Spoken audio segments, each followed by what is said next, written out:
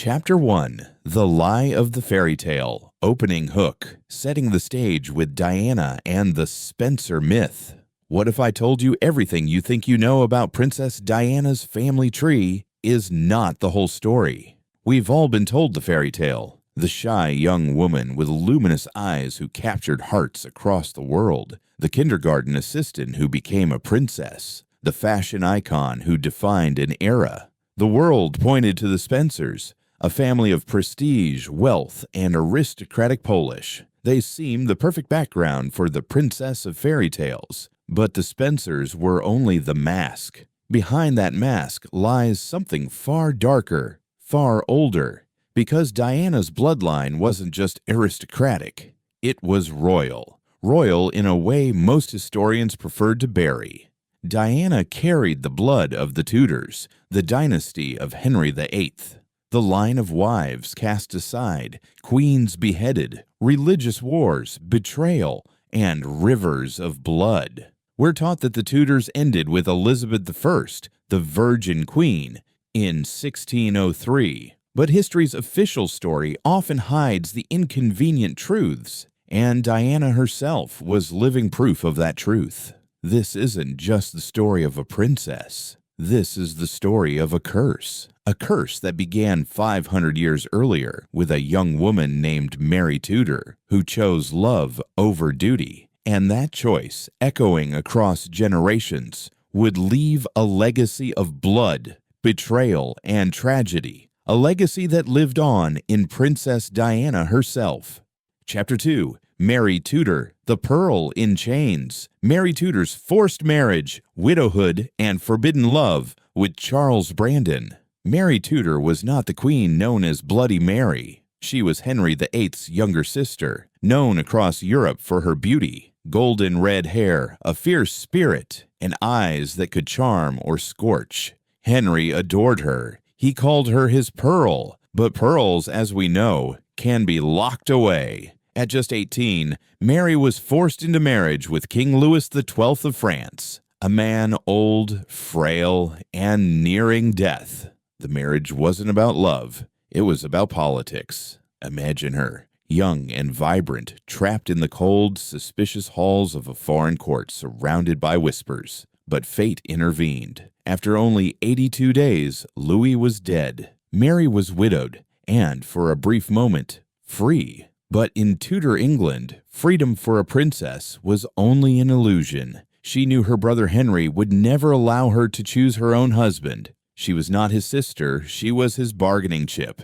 Yet Mary had already given her heart. Before her marriage to Louis, she had fallen in love with Charles Brandon, Duke of Suffolk, Henry's closest friend and confidant. He wasn't royal, but he was powerful, ambitious, and above all, loyal to her. They had sworn a dangerous promise. If she became widowed, she would choose him as her second husband. When Henry sent Charles to escort Mary home after Louis's death, he gave him a heavy gold signet ring as a token of trust. Do not betray me. But Henry knew. He knew of their affection. That ring wasn't just trust. It was a warning. When Charles arrived in France, he found Mary in mourning clothes, her chambers draped in black velvet. Yet when their eyes met, grief melted into desperation. That night, Mary confronted him. She wasn't timid anymore. "Will you marry me?" she demanded. Not a question, an ultimatum. Charles hesitated. To defy Henry was treason, and treason meant death. But Mary cornered him.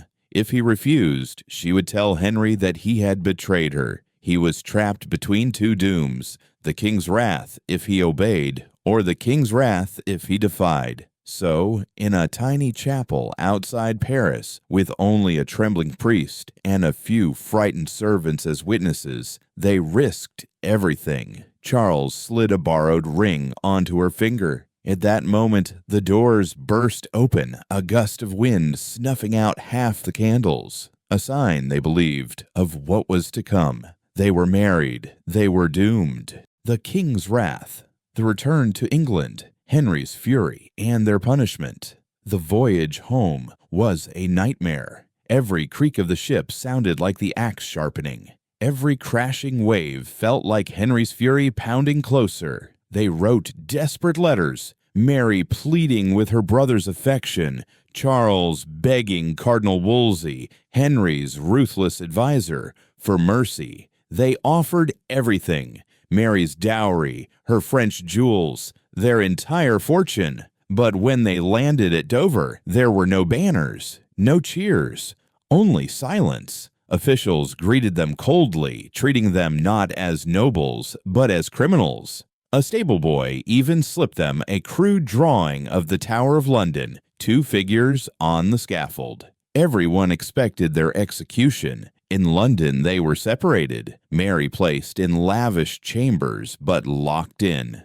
Charles thrown into a bare stone room with only a barred window. Henry wanted fear to gnaw at them before he acted. For weeks they heard nothing, just silence. Finally, Charles was summoned. Henry sat in his private study, calm and terrifying. He cleaned his nails with a dagger as Charles stood trembling.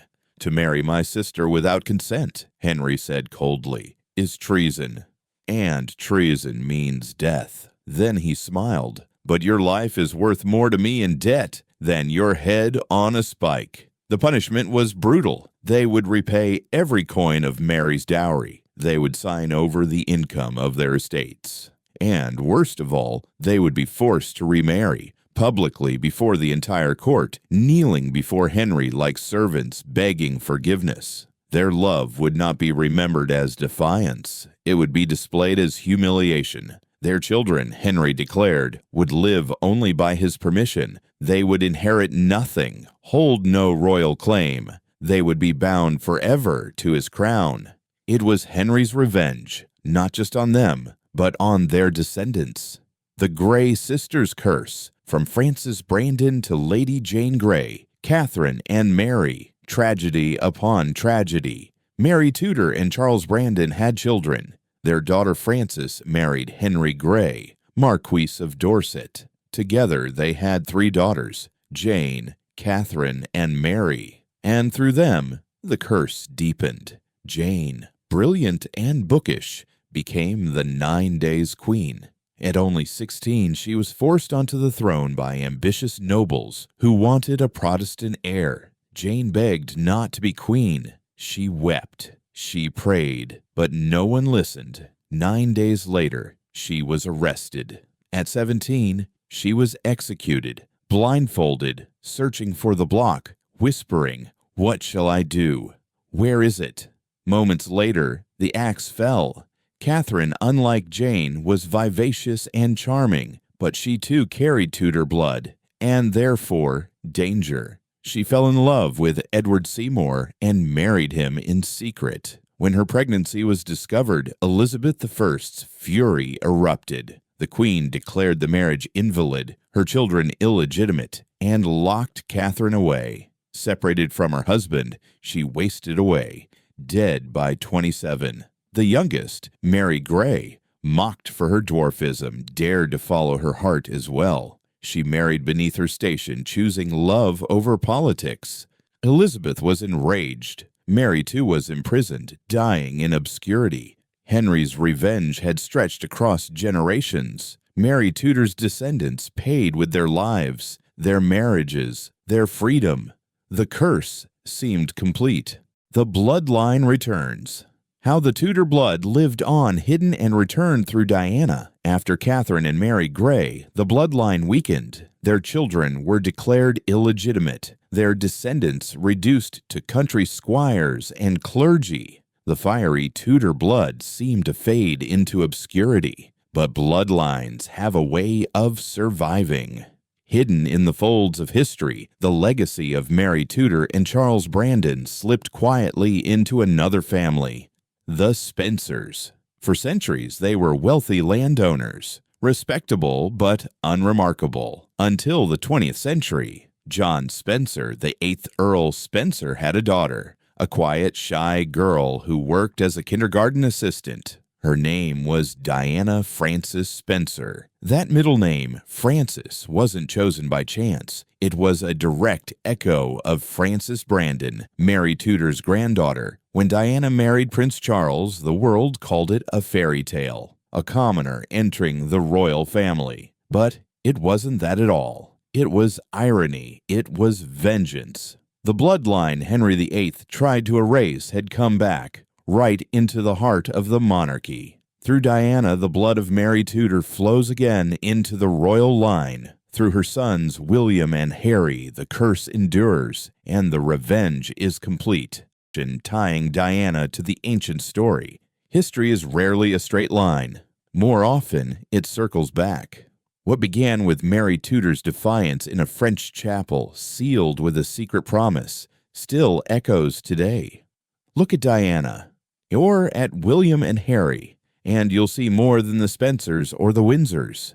You'll see Mary Tudor, the girl who chose love over duty. You'll see Charles Brandon, who risked everything for her. You'll see Lady Jane Grey, the child queen who walked bravely to her death. You'll see Catherine and Mary Grey, who suffered for love. Their story didn't vanish. It waited. And through Diana, it stepped back into the light. Diana wasn't just the people's princess. She was something older, something darker, something defiant. She was the Tudors' revenge, a bloodline once buried, standing in the spotlight again.